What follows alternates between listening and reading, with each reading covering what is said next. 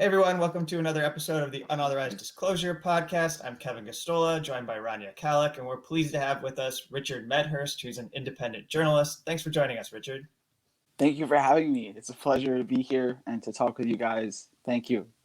Yeah, so both of us, Richard, we've been following the Julian Assange extradition trial, and and I wanted to have you on too because you do such good work on U.S. empire and covering foreign policy, and perhaps we'll get into that because certainly there's an intersection with the Assange case in the sense that we've had a lot of this material that's come up about U.S. war crimes and torture that has been entered into evidence to try and help Julian Assange with his case. But I mean, just to begin, and we can have a loose conversation. None of this really has to be formal. We're pretty loose here.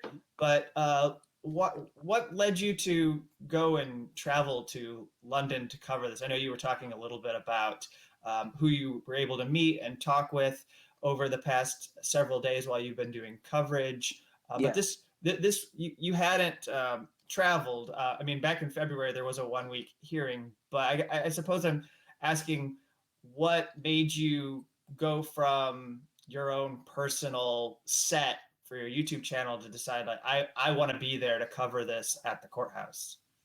Yeah, so I mean, this is the trial of the century. I don't think that's an understatement, an overstatement rather. It's, as a matter of fact, an understatement because it has such grave ramifications for journalists everywhere.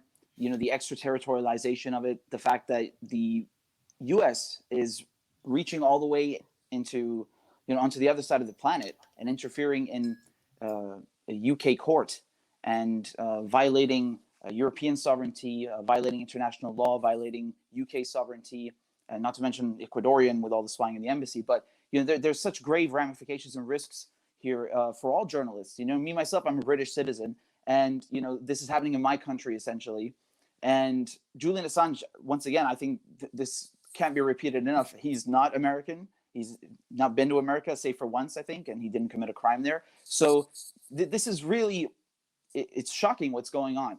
And being a journalist on top of it, I think we're all concerned, right? And that's why I always wonder why not enough media are talking about this. Journalists should be the first people up in arms about this. So we are really concerned, and we're all implicated in this, and these consequences are going to they're going to affect all of us. We're the first on the chopping block, essentially. So we all have to be concerned. We all have to be doing our duty, essentially, and reporting about this and informing people. And one of the big obstacles with this case is how they've been shutting out media, right? So it's been very difficult to get in. Even when people had access granted, it was revoked to them at the last minute. On the very first day of the hearing, you had over 40 NGOs and human rights observers and MEPs, people who had traveled or people who had remote video access. They were all barred all of a sudden without explanation, without reason. And there's been a real concerted effort here to shut out media on purpose because they want people to be inconvenienced, and they want people to have obstacles put in their faces in order for them to attend the hearing and cover the hearing. I mean, even in the public gallery where you go up 6 flights of stairs, the temperature was freezing cold, and that lasted for the most of the hearing, right? It's only in the last couple of days where it suddenly got better. And I mean, it's such a small thing, but it really adds up. I mean, the fact that you can't even bring water with you, you can't even bring a phone, and it's so ludicrous because you're sitting in the same room as the press. Like, they're literally like 2 meters from you. Like, Mohammed, he was like, I was talking to him in the breaks just down there, and I could see all the other people covering it. And it's like, they're allowed to have computers, and I'm not, and they're playing around with Craig, for example. The NUJ wouldn't give him his press card. I finally got my press card, weirdly enough, last night, and it's going to take some time in the mail. So I don't know. But even then, for example, there's Moritz, who's with me in the gallery. He has an IFJ card, and he has an NUJ card. But because his is Irish, they wouldn't let him in. It's the same union, and they wouldn't let him in. And then they finally did on the last day yesterday and told him, oh, no, actually, we'll let you in, but it's full now. So it's at maximum capacity. This is absurd. So, I wanted to travel, but I already knew that you had just 5 spots in the public gallery. and activists were working really hard to save those spots for people who were covering the hearing. One of them, for example, being Craig, but he was actually be able to go on the family list afterwards. And I just assumed that those spots were already taken. And then it turns out that actually the activists are more than happy to help me out. And they were so helpful. I mean, the work that they've been doing, queuing up from like 6 a.m. to get those spots for journalists like myself, it's really been such an enormous help and service for this entire grassroots movement. And, the reason I wanted to go there is because, like I said, this has grave ramifications for all of us. We're all concerned by this. And it's got everything to do with the topics that I cover about the empire. I mean, we listen to so much really exhaustive testimony going extremely in depth and in detail about all these war crimes. I mean, we almost had Khaled al-Masri testifying. Unfortunately, his video link didn't work. So, I mean, we're having literal torture victims coming to testify in this hearing. That's how far-reaching and important it is. And like I said, there's just no coverage from media. I mean, I didn't see anyone from mainstream media. The most I saw were Rupley, RT and Press TV. That's it. But like BBC, ITV, Fox, CNN, you name it, they weren't there. They just don't care. And unfortunately, you can make the same indictment upon a lot of independent journalists as well, who are, some of them even afraid to utter Assange's name. So, I mean, what more can I say? Why do you think that is? I mean, we know why the mainstream media doesn't care about this issue, because they are on the side of the government. They hate Julian Assange, right? Like, even though they all won awards based off of what WikiLeaks put into the public domain, that's not what you're supposed to do. But why do you think that is, with like the lack of so many independent journalists? I know Kevin gets a little irked by this because you know people like you two have been doing great coverage. So it's not like we really need so much of it from other people, but I think it's still important to like analyze why a case that has such huge ramifications for journalism is getting so little attention from the adversarial side of journalism. Well, I saw, I mean, from what I saw just in the last 2 weeks, I saw somebody, this was Tim Black, I believe. He wouldn't even say Assange, he was like Julian, and then really? It. Yeah, it's on Twitter. You can. I don't have the link, but it's there. It looks like from last week. And then with TYT, I think you saw the one with TYT. Yeah. With Anna. What is that? And you know what's really messed up? It's like they'll be pressured into doing a video, which you shouldn't have to pressure them. They should be doing it on their own. But then they'll do one video calling out other media for not covering Assange, and then they'll go back to not covering Assange. Yeah. What the hell? Like, you're the fucking problem. And also not not even like reaching out to the people who actually are covering it, right? Like, has TYT reached out to either of you? Oh, like, no. Right? Like, it's like, like if you're going to eventually cover it because you were pressured to, at least have on somebody who's been there.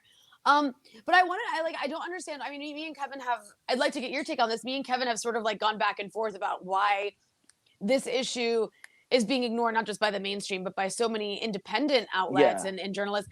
And, one of our theories has been that they've just been propagandized so much to hate Julian Assange for his personality that they can't really see past that.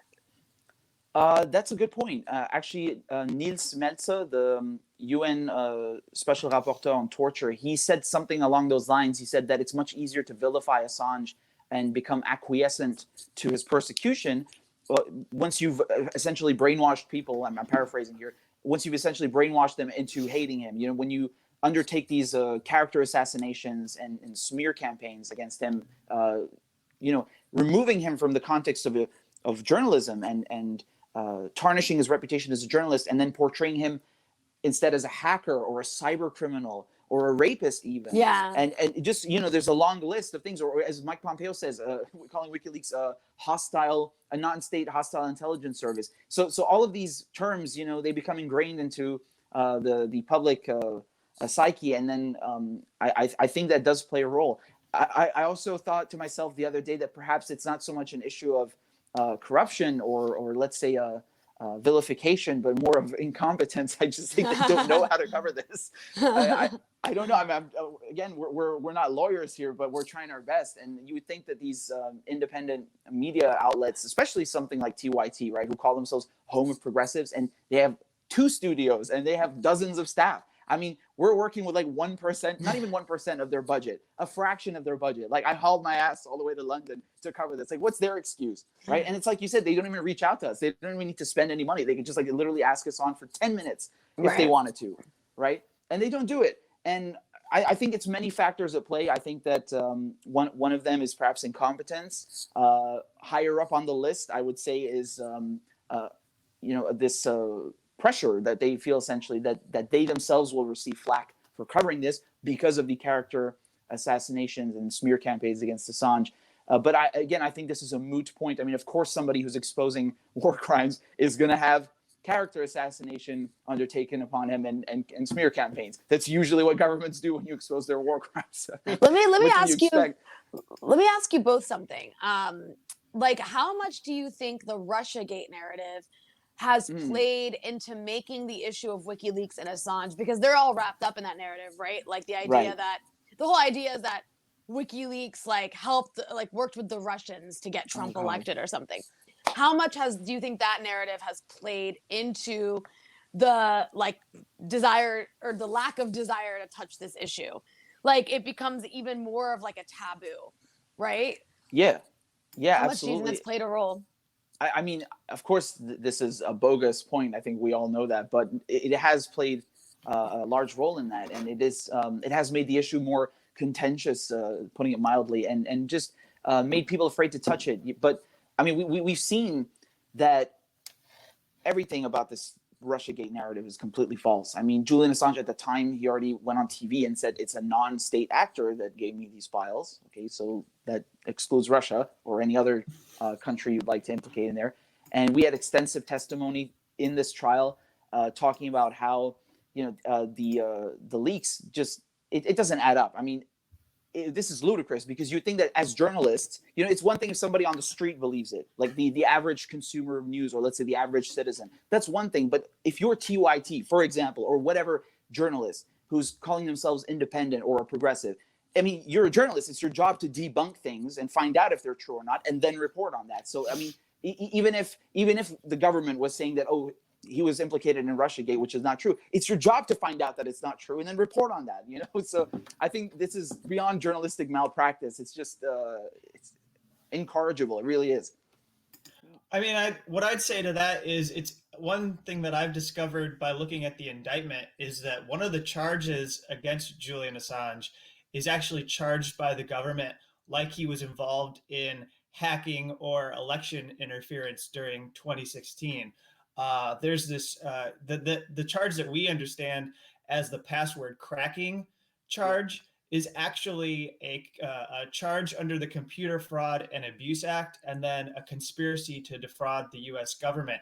And it's changed. And I actually looked, and if you put in the U.S. code, this is very into the legal weeds, but if you look up the code and you look at those numbers together, I was able to find that that's how they charged the 13 alleged Russian nationals that tried to hack into the 2016 election as part of the Mueller investigation. And we know that fell apart. They decided to abandon that prosecution, but they're making this claim that Julian Assange conspired to defraud the U.S. government in almost the same way that they would allege that Russian intelligence people or Russian nationals, whoever they're throwing these charges at, the same way that they went after them. And then obviously, like I just said, that case fell apart. But I do think, this is part of the way that the Democratic Party truly understands the case. I think that there's a lot of evidence for this theory that they aren't engaging in this prosecution, and in fact might be supportive of it because of Russiagate. But I want to ask you, Richard, about since you were there. I wondered how you would feel about the BBC Home Affairs correspondent who had to say about this trial that he had been in a few hearings. I don't know what that means. You mean you were there several days? I had been in a few hearings, and it is slightly repetitive at the moment. It will return as a news story. And this is what he said when he was asked why BBC wasn't doing more coverage. And I mean, let me ask you, were you finding it to be the same thing every single day? I mean, that statement in of itself is so embarrassing. I mean, could you imagine being so bland and lame that to you the trial of the century is repetitive? I mean, what more do you want? What are you looking for exactly?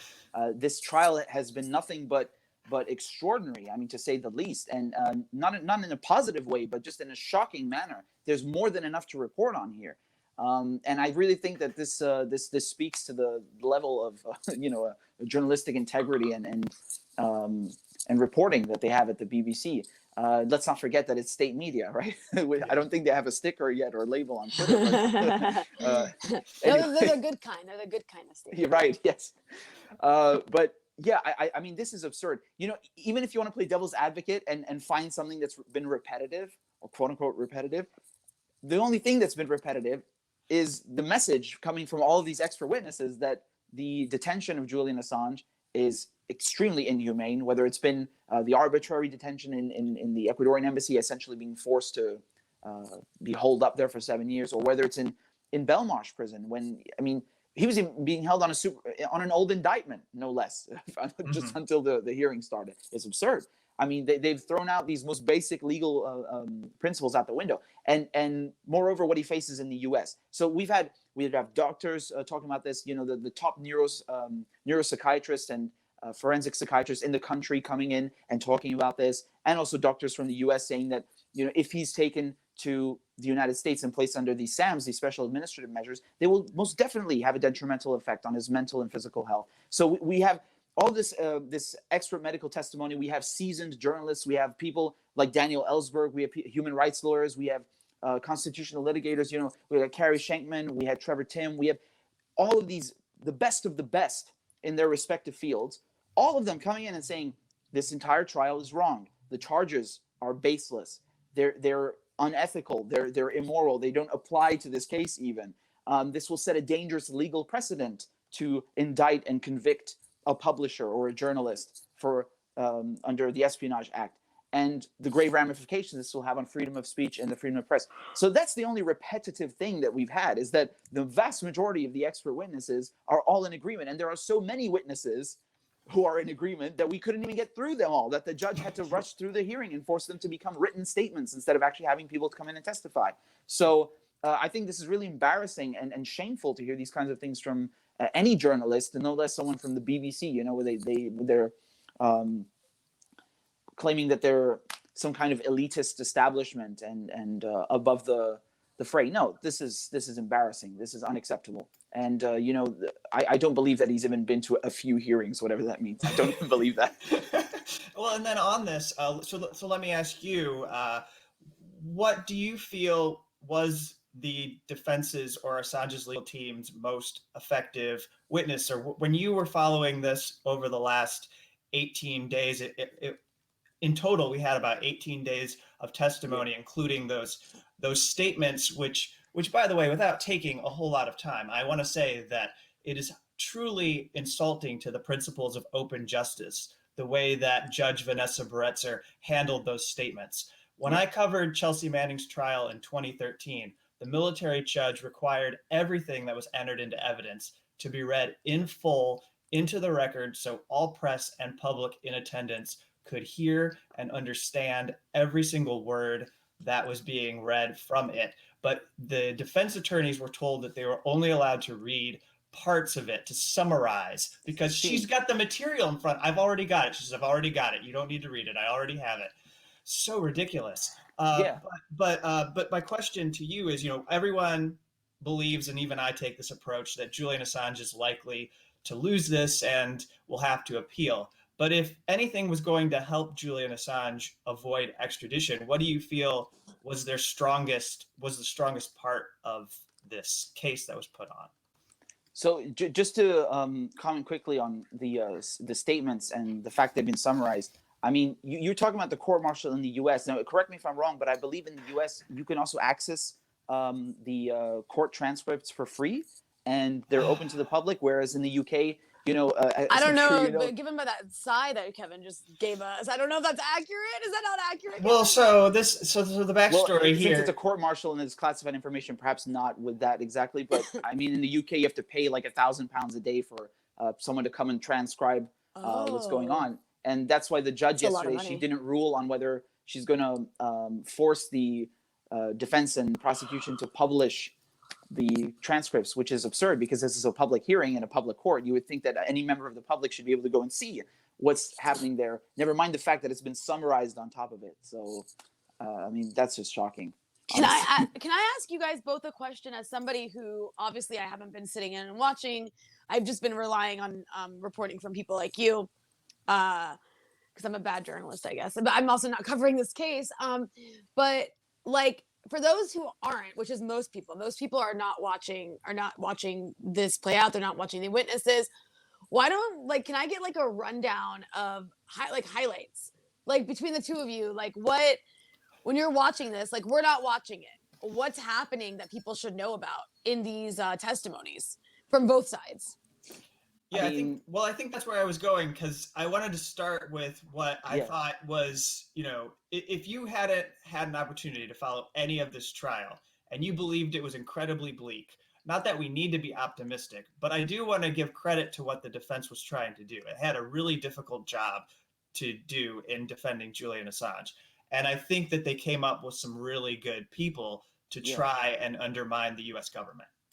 So, I mean, so just to answer your questions both at the same time, I think the most striking testimonies in overall, so for example, Carrie Shankman, I think he did an excellent job.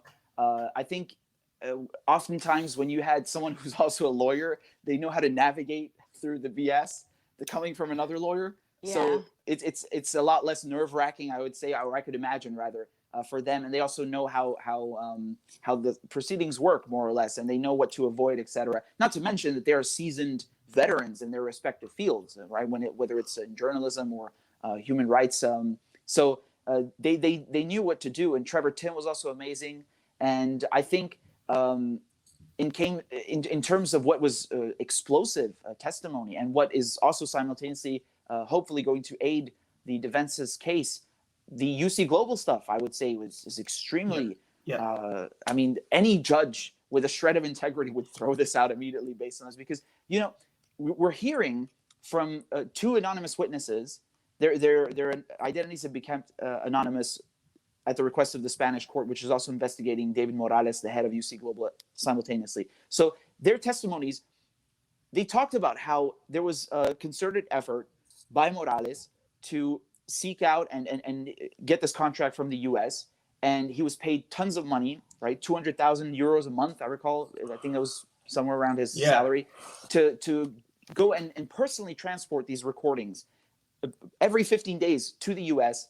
And he openly admitted on Telegram with these messages that he was working with the agency of the Stars and Stripes and using these Trump stickers. And he's working for the US intelligence, whether that's CIA or not, I don't know, but you can probably imagine it is. In any case, it was definitely U.S. intelligence, and the fact that the U.S. intelligence also blocking the Spanish investigation speaks volumes. So I think the fact that they spied on Assange, I mean, it's not just about violating his privacy; it's violating fundamental legal principles of having a court proceeding. I mean, whether it's about a parking ticket or an extradition, you can't use evidence, tainted evidence, and spy on someone. And then submit that in court, right? I mean, this is a violation of, a plethora of laws. It's a violation of right to due process under the U.S. Constitution. It's a violation of common law in the U.K., right? Legal privilege. It's a violation of several articles under the European Convention on Human Rights. So Article 6, right to a fair trial. You look at Article 8, also when it comes to terms of legal privilege. So there's no way you can look at this and not find extraordinary violations of very basic fundamental principles of law in every jurisdiction.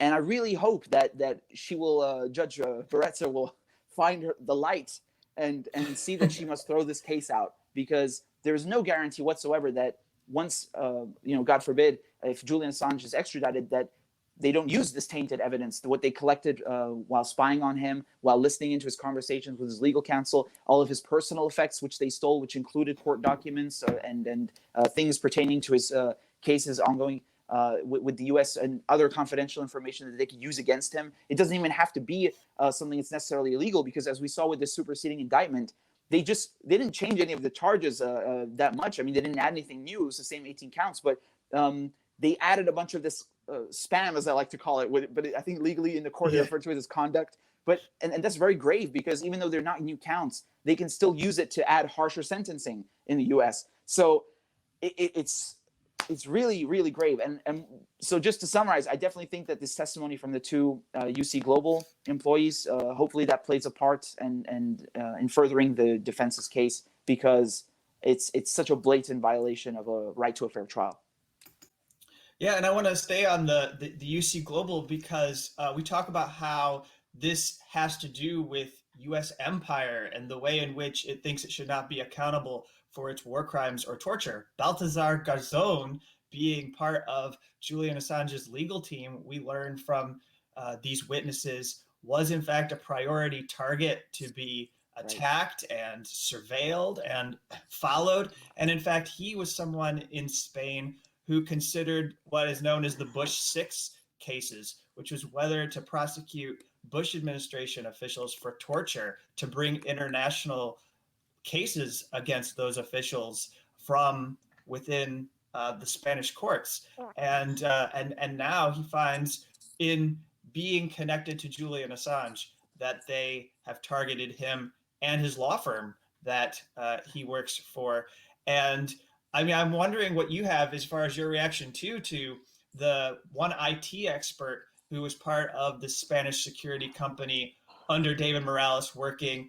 And his statement is one paragraph after paragraph of how he thwarted what David Morales's and the U.S. intelligence crazy plans were to spy on Julian Assange, because some of it was like, let's put a bug in every single room in the embassy. It's insane. Yeah, so this is witness number 2, if I recall correctly. Yeah. And this was crazy. So he started explaining how at every step of the way, he was trying to dissuade Morales from undertaking this ridiculous spy program. And I'm laughing because it sounds like it's something out of a spy movie, but it's actually, it's dude, this is not far from here. You know what I'm saying? Yeah. Like, this is in the heart of London. They're doing this. They just don't care, like openly violating Ecuador's sovereignty. Because you must remember that as a host country, the UK has to guarantee the safety and the protection of every diplomatic mission. And that includes Ecuador. So, and instead they allowed the embassy to turn into a playground and let the U.S., or I don't know if it's the CIA, but U.S. intelligence services run wild with UC Global at in their hand as well. So, speaking of witness 2, indeed, there was this idea that Morales, it was communicated to Morales by the U.S. that they wanted streaming capabilities, for example, inside of the embassy, and he even brought like a brochure or a presentation, a document in any case, outlining how this could be technically feasible. And showed it to witness number 2, who's the IT expert working at UC Global. And witness number 2 told Morales that it's technically unfeasible and it would not work in order to dissuade him, because he found the idea so ludicrous that he just didn't want to do it. So his only way out was to tell Morales and try to convince him that, it just doesn't work technically. Now, if I could say something just personally speaking. Well, and also, Richard, he said that Julian Assange would figure it out because he's really smart. And you wouldn't want that to happen, would you? Yeah, that was brilliant. I thought this, like, reverse psychology. That's good. Yeah, but honestly, it's probably true, honestly, too. Like, Julian Assange is that smart. But he already knew he was being spied on. I think the fact he had a white noise machine is indicative of that. Which worked. Yeah, exactly. They had to put these stickers on the windows to counter that. Again, this is like some spy novel stuff, but it really happened. And the fact that they went and spoke in the ladies' room as a means to thwart that, but it didn't work because I think they put a microphone at the electrical socket in there, and so they ended up collecting all this violating his legal privilege and collecting all these conversations between him and his lawyers. So. Just another thing I wanted to say, like, just personally speaking here, when I'm listening to this witness number 2 talking about how streaming cameras, streaming capabilities would be technically unfeasible. I mean, this is kind of a moot point because you're already spying on him. Like, it doesn't matter if it's being streamed or not. So, I mean, like, morally speaking and legally speaking, it's still bad. It's still illegal. But so I don't really see why he found that streaming would be suddenly too far, like a bridge too far, as opposed to just regular spying on Assange without streaming. You know what I'm saying? That is a good point. Yeah. So I don't know. I don't know if that was a way for him to like kind of distance himself in the Spanish court case, and not to mention the one here in the UK, the extradition hearing, but just kind of distance himself and portray himself as being like a good actor who was forced into these bad circumstances and tried his best not to give in. I don't know what that is, but yeah, I just thought of that in the court. Well, there are a couple others that I think answers Rania's question. I'm wondering what you think of some of the people who had testimony about the treatment that Julian Assange would receive in the U.S. because, and to me, I think one that flies under the radar but could be really effective in the sense that it's a concrete example of the United States government misrepresenting what they would do with a defendant. I think, okay, so apparently in the UK, he's known as Abu Hamza. But in the U.S., he was Mustafa. I forget his middle name, but he's got the same first and last name in the United States. And so I'm just going to call him Abu Hamza because that's actually how I always knew him. I didn't know he had a different name in the U.S. But the fact that they were able to show that the U.S. had a warden at the Colorado Supermax who basically lied to the courts, and the courts accepted that Abu Hamza would not be held in the long term at the Supermax, I feel like that's a big deal. So I'm wondering what you think of that. And then also I recall that there was Maureen Baird, who's a former warden of the MCC New York facility, where she handled pretrial SAMS detainees. Exactly. And I'm wondering what you think of the prosecutor and how it basically seemed to me that when she was attacking Maureen Baird's testimony as a former warden, that she's basically like saying, you didn't become a whistleblower in the Bureau of Prisons, so nobody should believe your testimony at all.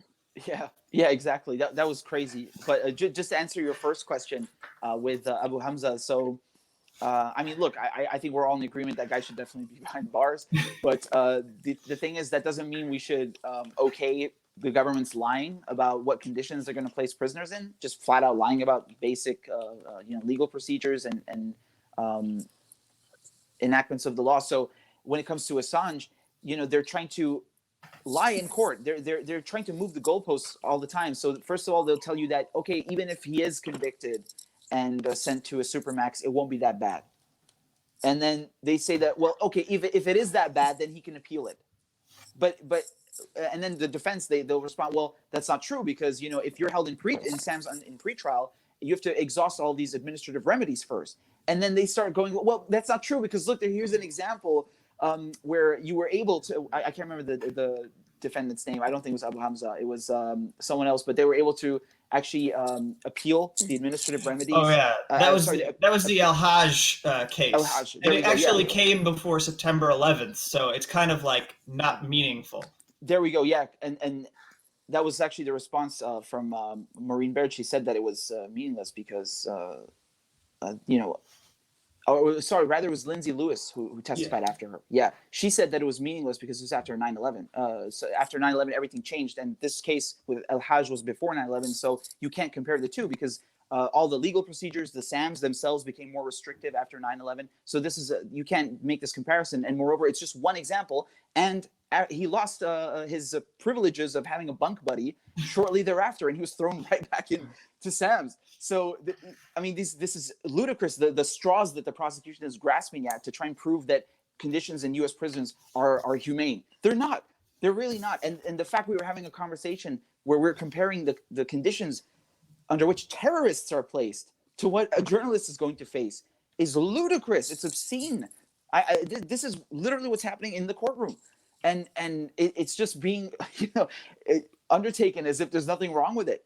And when it comes to Maureen Baird's testimony, I think she was really solid, but what the prosecution did was extremely dirty. So I'm sure every single person covering this case knows by now, Kevin, you know this extremely well, that the prosecution have this strategy where they try to discredit the expert witness. Yep. and do this in several ways. So they'll say, like, are you biased in favor of Assange? Oh, look what you once said about this case against Assange. And then they'll try to go after their respective field of expertise and try to denigrate their opinion in regards to that. And with Maureen Baird, they did this ridiculous routine where they're trying to accuse her of having not complained enough about SAMS when she was in charge of MCC in New York. And they even said that she should have encouraged her staff to talk to prisoners. Like, why didn't you encourage the guards to speak more to the prisoners? And she told them, well, the guards would have said, that's not in my job description. You can't do that. And if she couldn't have gone, over anyone else's head, and she couldn't have actually done much as a warden herself, because SAMs are a directive and they're very black and white, and there's no gray area. And one prison warden is not going to change that. These are really strict guidelines, very, very harsh measures that are imposed just as a blanket means to torture inmates, essentially. So she can't do anything about that. It's not like opening her mouth would have actually done any good. But nonetheless, they tried to use this as a means to discredit her. And it doesn't change the fact that these conditions are inhumane. And you cannot send a journalist on the other side of the planet to be put under these conditions because they're inhumane. Doesn't change that. Yeah, and I'll let Rania get back in here in a moment, but it was kind of heavy because she goes, I had to tell myself this was okay. And it was like, whoa, like this is your system. This is what the Crown Prosecution Authority is basically selling to Judge Vanessa Barretzer in this case, selling that this is going to uphold human rights that are supposedly sacrosanct in the UK. And of course, we've had so many examples. Including the doctor who was like, Julian Assange would be resilient if he was put in solitary confinement. Oh God, that was Fazell, I believe, right? So that was ludicrous because they're trying to use his whatever resilience he's had up until now, withstanding these inhumane conditions, against him. And again, that's no indication that he won't buckle under even more pressure.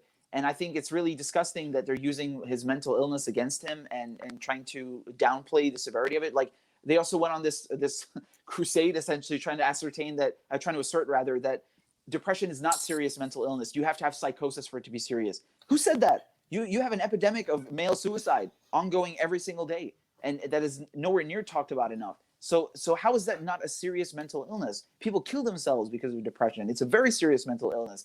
And of course it's self-reported, which is another point that the prosecution were going off about. And I really found this so ludicrous. You have a bunch of lawyers trying to like basically debunk science. I mean, it's not your place to talk about these kinds of things. You're bringing people like Koppelman, who's one of the most highly regarded neuropsychiatrists in the country, and you're trying to tell him what his job is.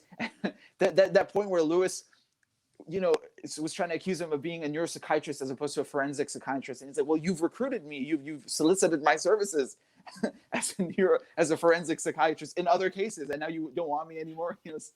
I found that ridiculous. So just so people can follow who weren't following this trial, Michael Koppelman was the doctor who the defense brought in to do assessments of Julian Assange. And then we're talking about James Lewis, who we find out has a mega brain, according to his law firm website. Yeah, exactly. Mega brain Lewis. I actually thought that was a meme that someone had sent me on Twitter.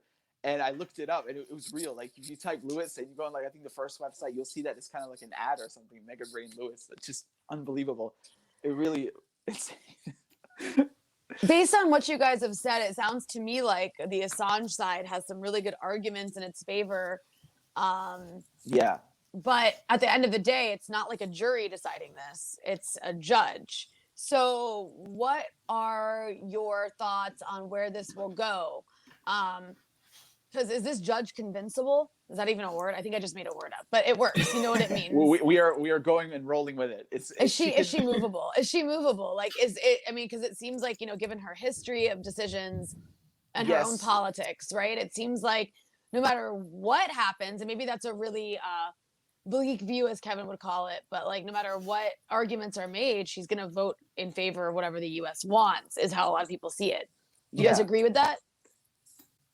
Yeah, I agree with that. And I think the fact that this case happened, the extradition hearing happened and took place, is proof of that. Because she should have thrown this out on day one. And she was being extremely biased in favor of the prosecution. For example, the fact that she accepted this superseding indictment past the deadline. And then, you have to consider Julian Assange was rearrested in the jail cell and not even given enough time to read it. And when they asked for they asked for her to throw out the conduct, which is all this narrative nonsense to lead to harsher sentencing in the U.S. When they asked her to do that, she refused. And why did they ask her this? Because that was the only difference between this new indictment and the last one. And a lot of the preparations they've made were based on this last indictment. So it's a lot of significant change here, right? So basically, they just wanted some kind of return to the last indictment for which they had prepared, and she refused. And then they asked her, okay, well, can we adjourn until January so that Julian has time, we have time to build a more solid, robust defense? And she refused.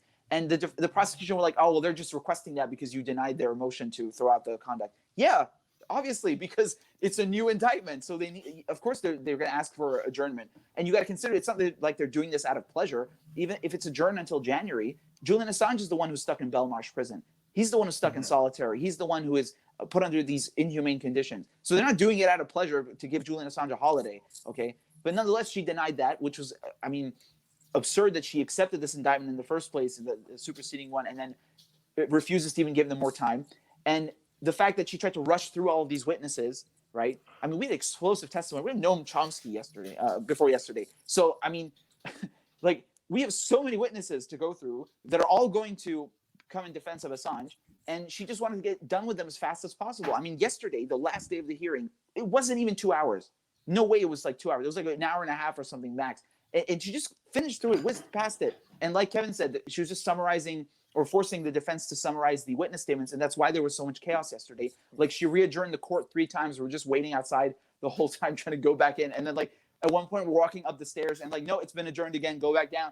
Wow. Like, because the defense were struggling to summarize everything and agree on what they could submit into the record just to get it done in accordance with what Her Majesty Judge Baretzer wants. So I think she's very unfair. I don't think that she has any interest in actually applying the law.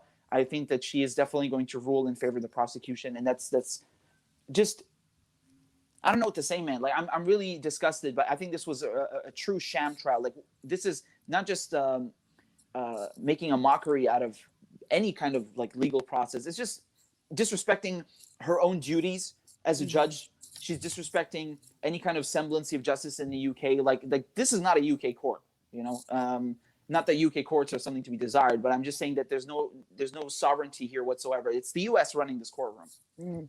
So she's going through the motions of pretending to give the defense an opportunity, but really she doesn't care what they say. Yeah, exactly. Yeah.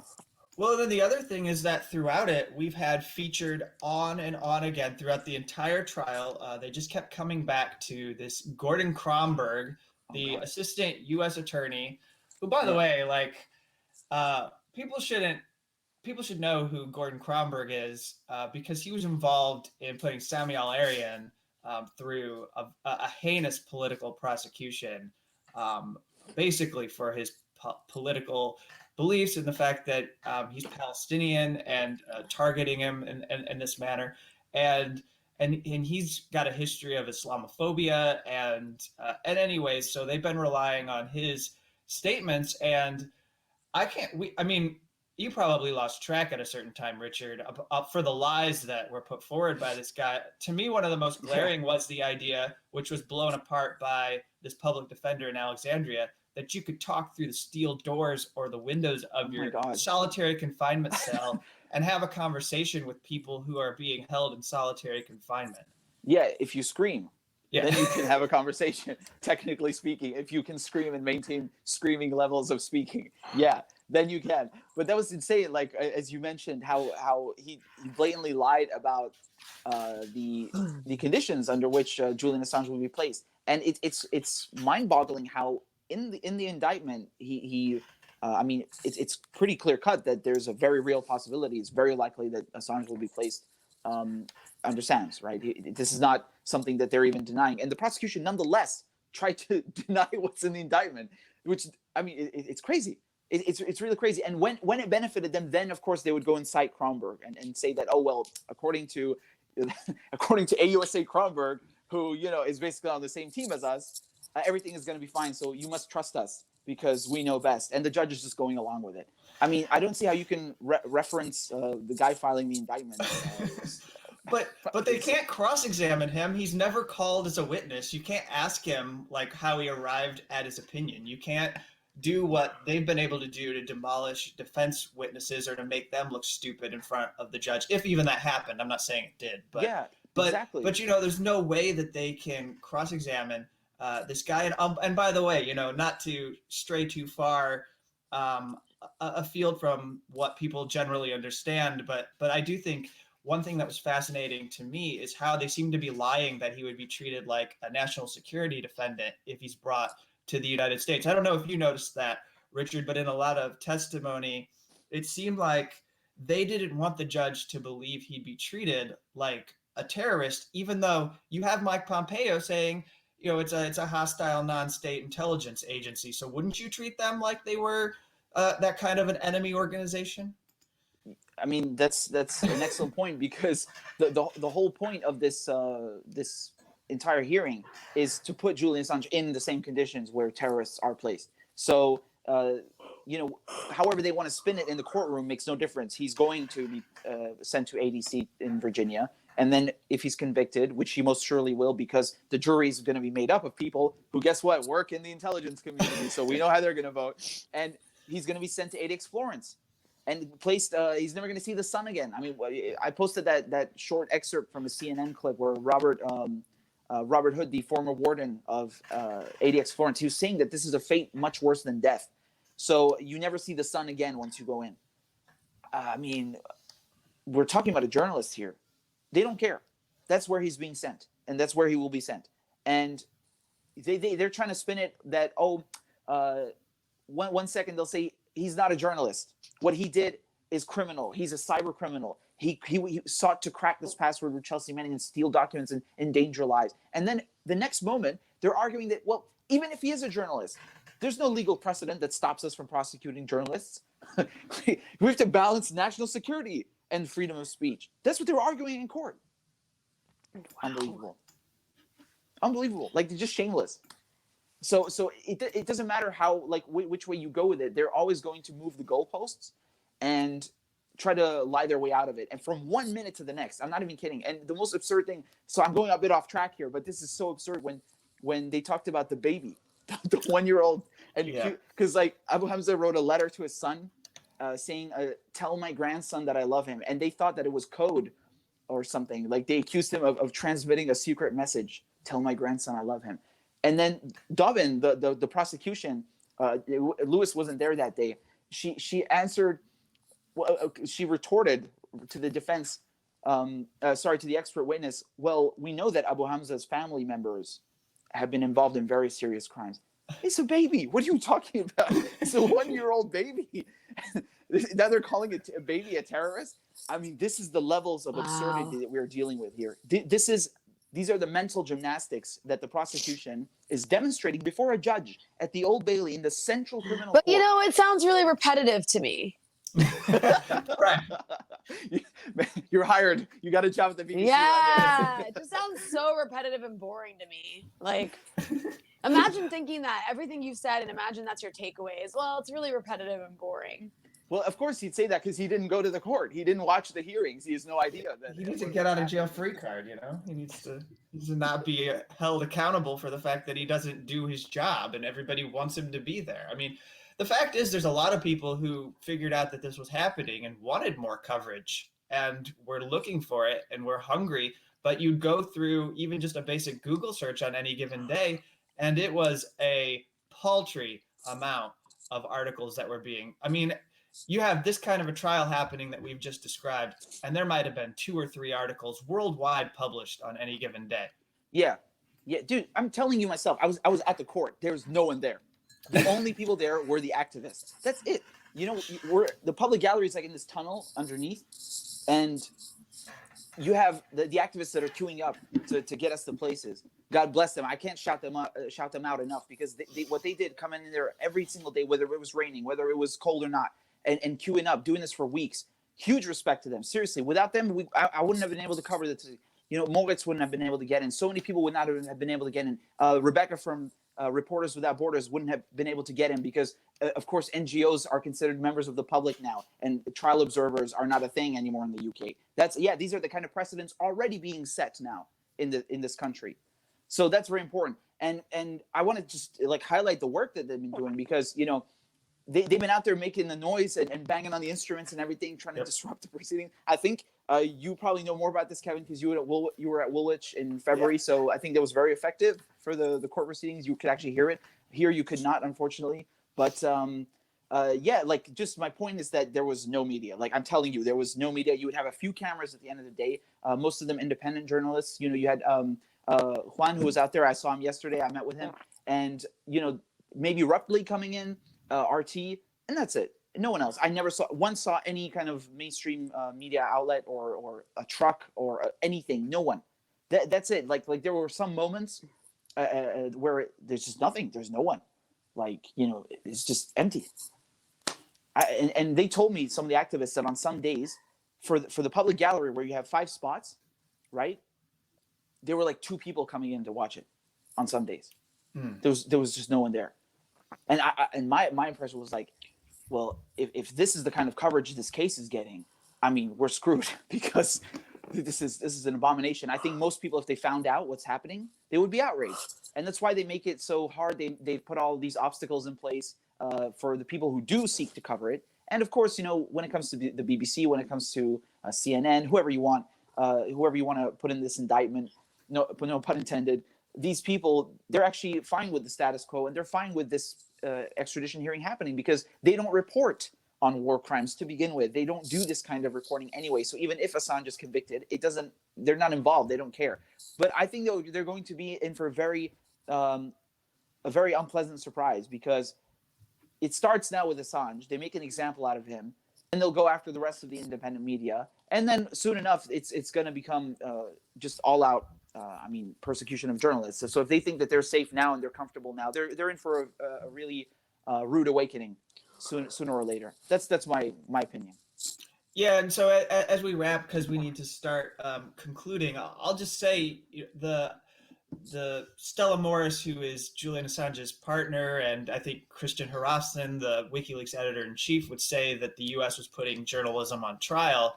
Yeah. And to counter that, I would suggest that the WikiLeaks, Assange's legal team was putting U.S. on trial, putting U.S. war crimes on trial, putting their conduct on trial, putting the way that they supported an espionage operation against a diplomatic embassy, a diplomatic facility on trial.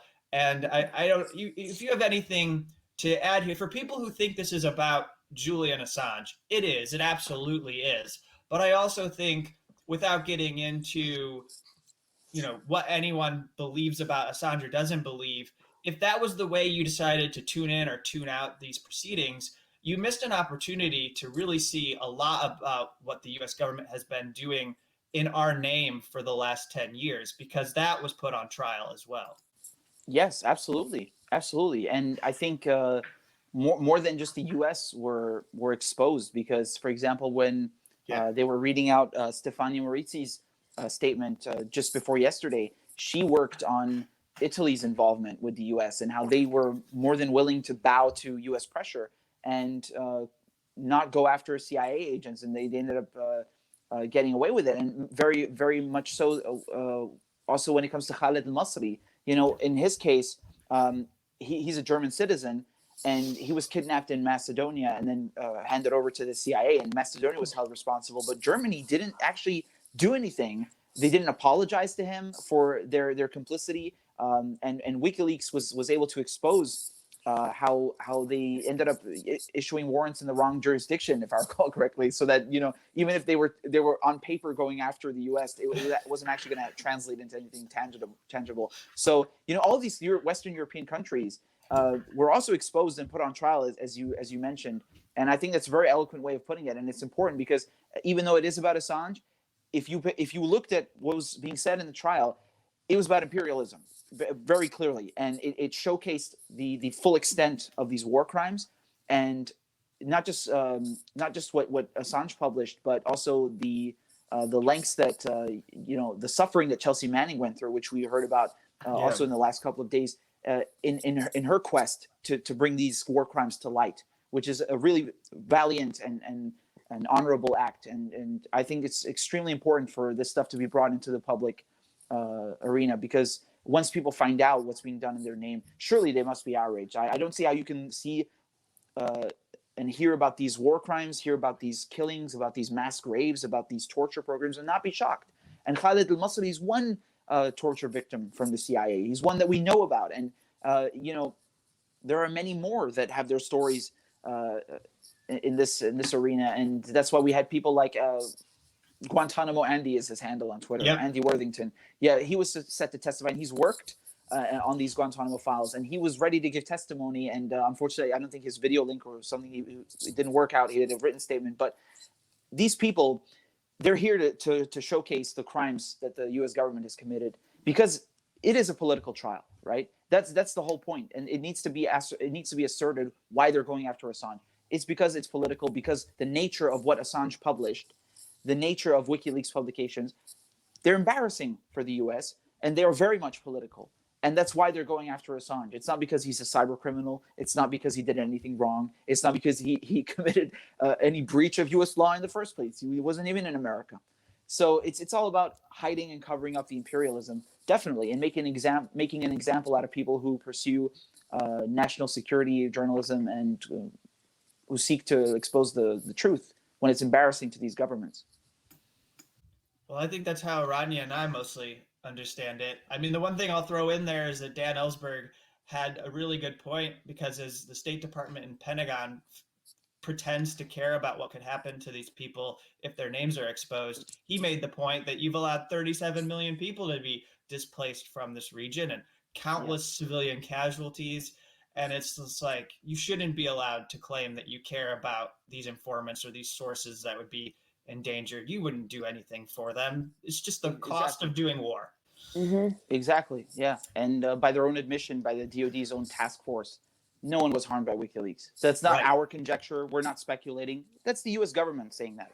So, we're supposed to care more about imaginary sources being harmed than the people that were literally killed and tortured. No, this is obscene. All right. Well, anything else, Rania, for Richard? I think that was a really good way to end it. And I think at the end of the day, like, this is an attack, or this is an attempt to punish the exposure of the crimes of imperialism. And perhaps that's why so many people in the independent adversarial sphere aren't so interested too, is because at the end of the day, they're not anti-imperialists. Right. And that's a big issue. And that's what WikiLeaks exposes. That's what you just described. It's exposing the lengths to which the U.S. government has gone to carry out imperialism. Not just with war, not just with direct warfare, but also like with the State Department cables, we see this sort of diplomatic bullying and meddling, right? Like in every country. Like that was actually like a huge exposure into the way that the U.S. has assets. Even now, the WikiLeaks cables, or those State Department cables, I go back and use them when I'm covering what's happening in Lebanon, when I'm covering what's happening in Syria. They provide so much insight into the civil society groups that the U.S. funds to foment unrest for the sake of regime change in these countries. So it's not just the sort of war on terror, black sites, torture, direct bombing, that WikiLeaks exposed. It's also these sort of almost like more insidious plots to fund these activists in different countries to literally overthrow governments, and as well as media, right? So like we learned a lot about that. And these are the kinds of things that a lot of the journalists that we've mentioned don't care about, because they don't care about the issue of like underhanded regime change, like of authoritarian bad governments. So like it makes it more difficult for them to care, I think, because of that. Yeah, 100%. And like you said, it's not just about the explicit war crimes and torture and rendition. It's also about the insidious, more under the table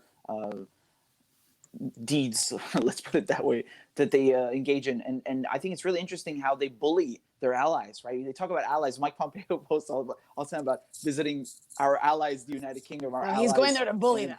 Yeah, it's that's all it is. They're on a leash. So, Yeah. and that's really something that was showcased in the State Department cables as well. And the other thing that was showcased so well in the State Department cables was like the use, especially in the Middle East, that's the ones that I'm most familiar with, is trying to use different religious sects to hurt others. Like trying to use Sunnis against the Syrian, like Sunni extremists against the Syrian government, or Sunni extremists against Al-Qaeda extremists basically against Hezbollah, these kinds of things, right? But then like if you actually look at that for what it is, it exposes all of these narratives about wars in places like Syria or even against the Venezuelan government as bullshit. And unfortunately, those are issues that the progressive media in the United States is very bad at. They don't like to talk about that. They like to pretend that those were actual like pro-democracy movements. And so that might be another reason, like why, it's not the only reason, but that might like play into why they don't understand like how impactful and important WikiLeaks has been to understanding U.S. machinations around the world. Yeah, because I mean, they do pretend to care about leaks and insider information when it comes to Russiagate. They're more than happy to swallow that up and republish that nonsense, according to U.S. intelligence officials. Insert bullshit here. So they're more than happy to recycle that nonsense and work with, keeping their sources secret and engaging in all the journalistic practices that are commonplace and on trial now, essentially in the Assange hearing, the U.S. is seeking to criminalize. But when it comes to foreign policy, when it comes to actually exposing the true nature of the U.S. war machine, of the Western imperialist war machine, now all of a sudden they're not interested. Nope. Makes sense.